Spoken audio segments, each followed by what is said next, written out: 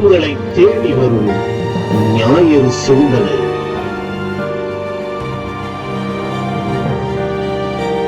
இறைவார்த்தை இல்லந்தோறும் நாளும் கேட்க உள்ளம் மாறும்.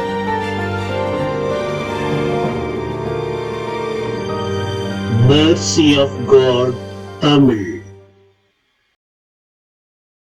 இயேசுவில் எனக்கு மிகவும் பிரியமுள்ள சகோதர சகோதரிகளே, பொது காலத்தின் 13வது ஞாயிற்றுக்கிழமையை இன்று நாம் கொண்டாடுகிறோம். அன்புக்குரியவர்களே, இன்றைய நற்செய்தியாக புனித மார்க் நற்செய்தியாளர் நமக்கு 2 மாபெரும் புதுமைகளை வழங்குவதை நாம் பார்க்கிறோம். ஆம், ஆண்டவர் இயேசு கிறிஸ்து 2 அற்புதமான புதுமைகளை நிகழ்த்துவதை நாம் பார்க்கிறோம். அன்புக்குரியவர்களை பாருங்கள், இந்த மார்க் நற்செய்தியாளர் இந்த 2 புதுமைகளையும் வழங்குவதிலே சற்று வித்தியாசப்படுகிறார். அப்படியே அது எப்படி என்றால், பல விவிலிய வல்லுநர்கள் என்ன சொல்லுகிறார்கள் என்றால், அதாவது இன்றைய நற்செய்தியிலே நாம் பார்க்கின்ற இந்த 2 புதுமைகளையும் இது மார்க்கினுடைய சாண்ட்விச் என்று சொல்லுகிறார்கள். சாண்ட்விச் என்றால் ஒரு சிலருக்கு புரியாது, அதாவது பர்கர் என்று சொல்லுகிறோம் அல்லவா. அதாவது ஒரு பண்ணை எடுத்துக்கொண்டு அதை 2ஆக பிரித்து அதிலே இடையிலே நாம் ஒரு பழத்துண்டையோ ஒரு பட்டர் ஜாம் இல்லை கறி துண்டுகளையோ இல்லை இந்த மாதிரி சிக்கன் பீஸையோ வைத்து சாப்பிடுகின்ற பொழுது அது இன்னும் நமக்கு அதிகமாக சுவையை கூட்டி தருகிறது. அதாவது ஒரு பண்ணை 2ஆக பிரித்து அதிலே இன்னொரு சுவையை சேர்த்து கொள்வது. அது ஒரு காய்கறியாக இருக்கலாம், அது ஒரு கறியாக இருக்கலாம், அது ஒரு பழமாக இருக்கலாம், ஏதோ ஒரு இனிப்பாக இருக்கலாம். அதை சேர்த்து சாப்பிடுகின்ற பொழுது அது நமக்கு ஒரு மிகுந்த சுவையை கூட்டுகிறது. எனவே இது மார்க்கினுடைய சாண்ட்விச் என்று சொல்லுகிறார்கள். பிரியமானவர்களே, அப்படி என்ன மார்க் நமக்கு தருகிறார் என்றால், ஒரு புதுமை நடந்து கொண்டிருக்கிறது. அதாவது ஒரு புதுமையை நிறைவேற்ற சென்று கொண்டிருக்கும் பொழுது அந்த புதுமைக்கு இடையிலே இன்னும் ஒரு புதுமை, அதாவது ஒரு புதுமைக்குள் ஒரு புதுமை என்று இந்த நற்செய்தி நமக்கு 2 புதுமைகளை நமக்கு வழங்குகிறது. ஆம் அன்புக்குரியவர்களே, இயேசு மறுக்கரையிலிருந்து அக்கறைக்கு செல்கிறார்.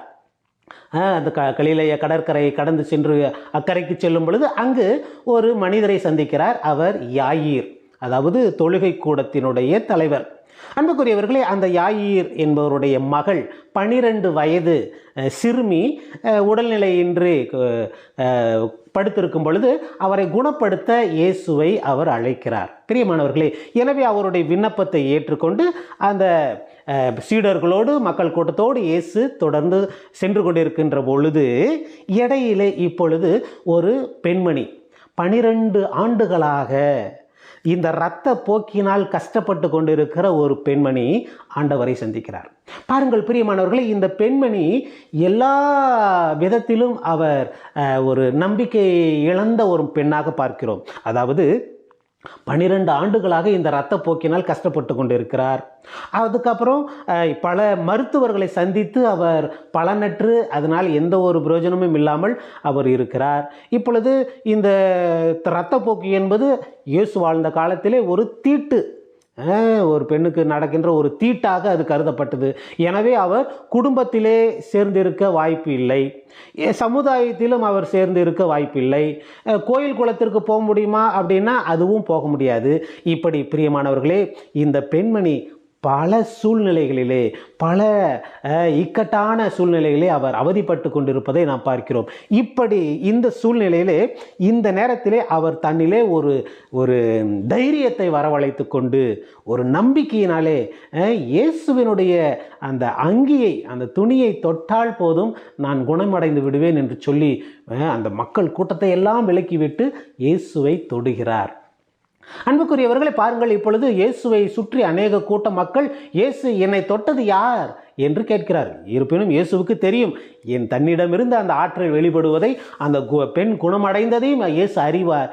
இருப்பினும் இயேசு என்னை தொட்டது யார் என்று கேட்கிறார். பிரியமானவர்களை பாருங்கள், அநேக சீடர்கள் அங்கு கூடி இருக்கும் பொழுது, ஆண்டவரே இதோ மக்கள் கூட்டம் இங்கே இவ்வளவு கூட்டம் இருக்கும் பொழுது இப்படி என்னை தொட்டது யார் என்று கேட்டால் எப்படி என்று சொல்லும் பொழுது, பிரியமானவர்களே, அந்த பெண் அந்த மக்களுக்கு நடுவிலே ஒரு சாட்சியம் பகர்கிறார்.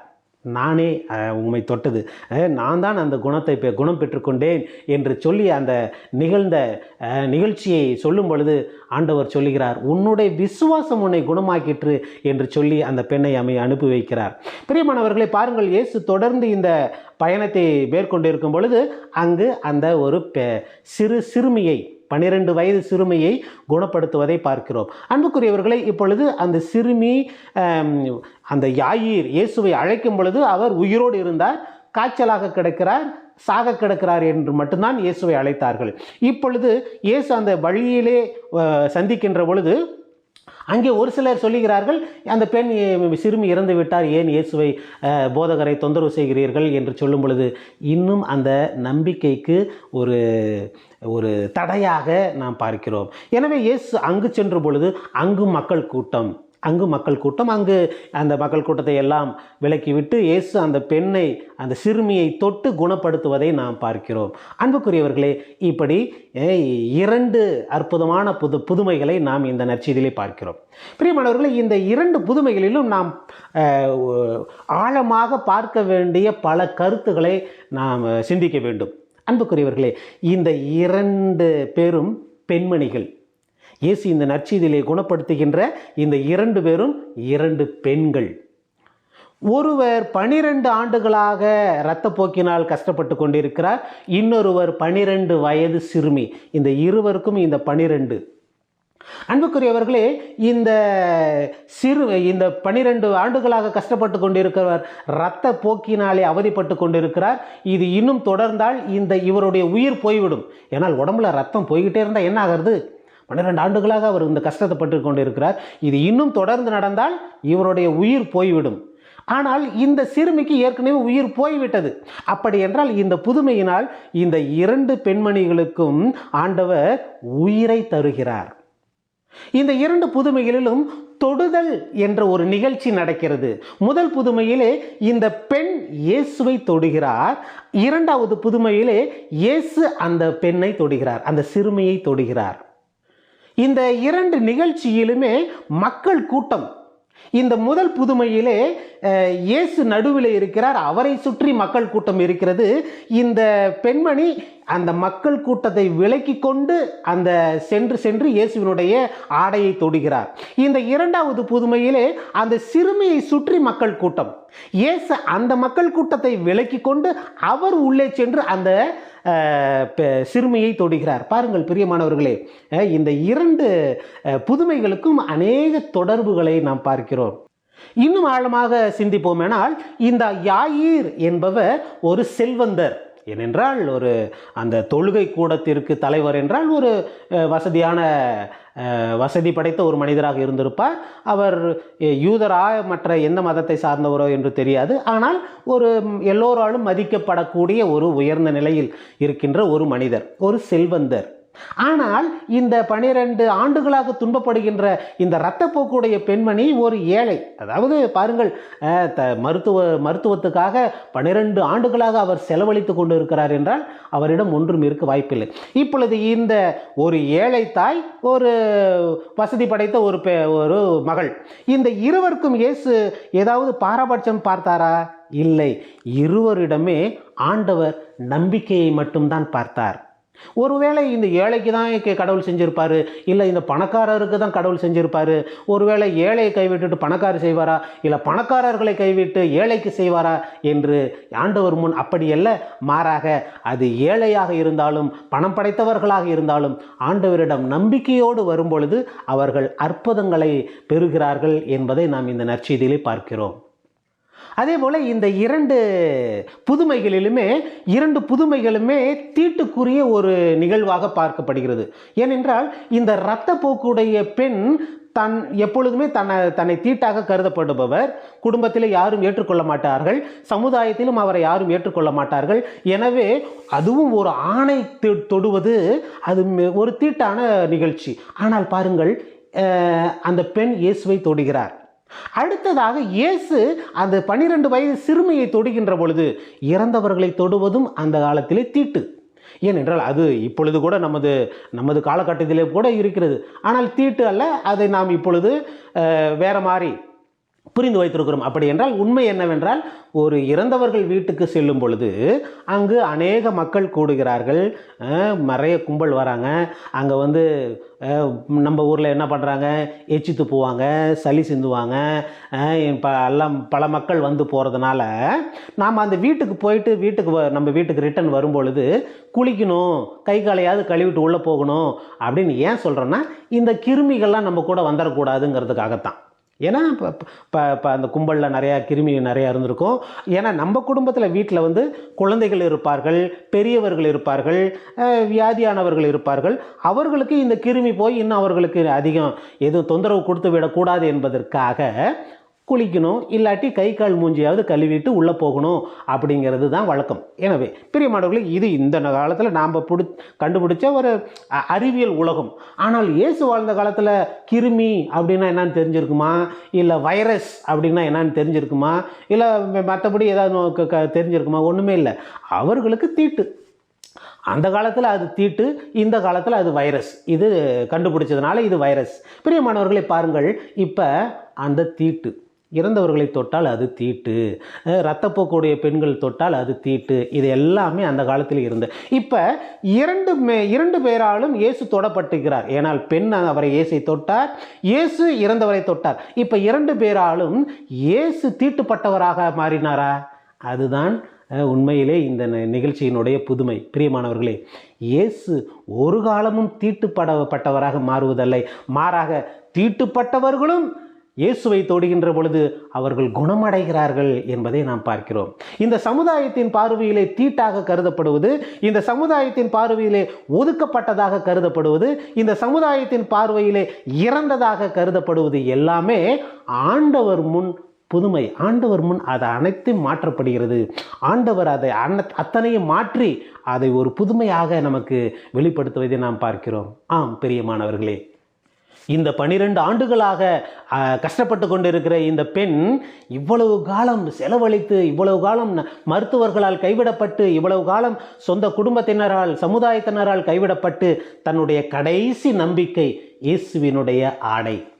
இந்த கடைசி நம்பிக்கை இயேசுவினுடைய ஆடையை தொட்டால் நான் குணமடைவேன் என்று சொல்லி ஆண்டவரை தேடி வந்து அந்த கும்பலையும் மக்கள் கூட்டத்தையும் பொருட்படுத்தாமல் தன்னிலே ஒரு தைரியத்தை வரவழைத்து கொண்டு இந்த பெண் அந்த இயேசுவை தொடுகிறார் அல்லவா?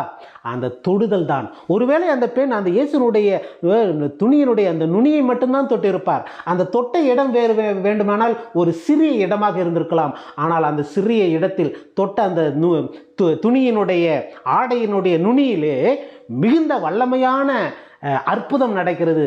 ஏனென்றால் அங்கு நம்பிக்கை கடக்கிறது. இந்த 2 நிகழ்ச்சியிலுமே நம்பிக்கையை பார்க்கிறோம். இந்த யாயீர் தான் ஒரு வசதி படைத்த ஒரு மனிதனாக இருந்தாலும் ஆண்டவர் மீது நம்பிக்கை கொண்டவராய் அந்த தாழ்ச்சியோடு வந்து ஆண்டவரிடம் அந்த உதவியை கேட்கிறார். இந்த பெண் எல்லோராலும் வெறுக்கப்பட்டு, எல்லோராலும் கைவிடப்பட்டு ஒரு சூழ்நிலை இருக்கின்ற பொழுது தன்னிலே ஒரு தைரியத்தை வரவழைத்து கொண்டு, தன்னிலே அந்த நம்பிக்கையை உறுதி செய்து கொண்டு ஆண்டவரை வந்து தொடுகிறாரே, அங்கு அற்புதம் நடக்கிறது. எனவே பிரியமானவர்களே, இந்த பெண்ணுக்கு இதுதான் ஒரு கடைசி வாய்ப்பாக கூட இருக்கலாம். எல்லாராலும் கைவிடப்பட்டோம், எனவே கடைசியாக ஒரு முறை நான் ஆண்டவரை தொட்டு பார்க்கிறேன், அது கண்டிப்பாக நடக்கும் என்ற ஒரு நம்பிக்கையிலே கடைசி நம்பிக்கை அந்த ஆண்டவருடைய ஆடையை தொடுதல். அந்த யாயீருடைய மகளுக்கு கூட இயேசு நடந்து கொண்டு இருக்கும் பொழுது அந்த பணியாளர்கள் வந்து சொல்லுகிறார்கள், உன்னுடைய மகள் இறந்து விட்டார், எதற்காக போதகரை தொந்தரவு செய்கிறீர் என்று சொல்லி பாருங்கள். அங்கே கூட அந்த நம்பிக்கைக்கு ஒரு தடை ஏற்படுகிறது. யாயீர் இயேசுவிடம் கேட்கின்ற பொழுது என்னுடைய மகள் காய்ச்சலாக கிடக்கிறார், அவர் வந்து குணப்படுத்தும் என்று சொல்லுகிறார். இன்னும் மகள் இறக்கவில்லை. ஆனால் பாருங்கள், அந்த நம்பிக்கை ஒரு சில நேரங்களில் நம்ம பார்த்தீங்கன்னா நம்ம வாழ்க்கையில் ஒரு படி எடுத்து வைப்போம், 4 படி சறுக்குவோம். ஒரு படி கொஞ்சம் முன்னேறுவோம், அது பல மடங்காக சறுக்கி வாழ்க்கையிலே மீண்டும் தோல்வியை சந்திப்போம். இதுதான் வாழ்க்கை. இதுதான் யாயீருடைய வாழ்க்கையில் கூட பார்க்கிறோம். அவர் ஏதோ இறக்கும் தருவாயில் இருக்கிற தன்னுடைய மகளை இயேசு தொட்டால் குணம் பெறுவார் என்ற நம்பிக்கையில் இருக்கும் பொழுது அந்த இருக்கிற நம்பிக்கையும் சுக்குநூறாக உடைக்கப்படுகிறது. ஏதோ வந்து சொல்கிறாங்க, உன்னுடைய மகள் இறந்தாச்சு, இதுக்கு மேலே எதுக்கு, எல்லாம் போயிடுச்சு, இதுக்கு மேலே ஒன்றுமே இல்லை. பிரியமானவர்களே, பாருங்கள், அப்படி என்றால் அந்த இடத்திலே பாருங்கள், அந்த நம்பிக்கைக்கு எவ்வளவு ஒரு பெரிய சோதனை ஏற்படுகிறது. ஒருவேளை யாயிர் சொல்லியிருக்கலாம், ஆண்டவரே வேண்டாம், நீங்கள் வேணா திருப்பி போயிருங்க, வர வேண்டாம். அது இல்லாமல் இடையில வேற இந்த பெண் 12 ஆண்டுகளாக இந்த இரத்தப்போக்கு உடைய பெண், அவர் வேற நேரத்தை கடத்தி விட்டார். ஒருவேளை ஏமா இந்த நேரத்தில் வந்து பண்ணிக்கிறது, நாங்களே அர்ஜென்ட்டில் போயின்னு இருக்கிறோம். பத்திய பிரிமானவர்களே, இப்படி பல சோதனைகள், பல கஷ்டங்கள், இப்படியெல்லாம் இதையெல்லாம் சமாளித்து வருகின்ற பொழுது தான் அங்கு அற்புதம் நிகழ்வதை நாம் பார்க்கிறோம். ஆம் அன்புக்குரியவர்களே, யாயிர் மனம் தளரவில்லை.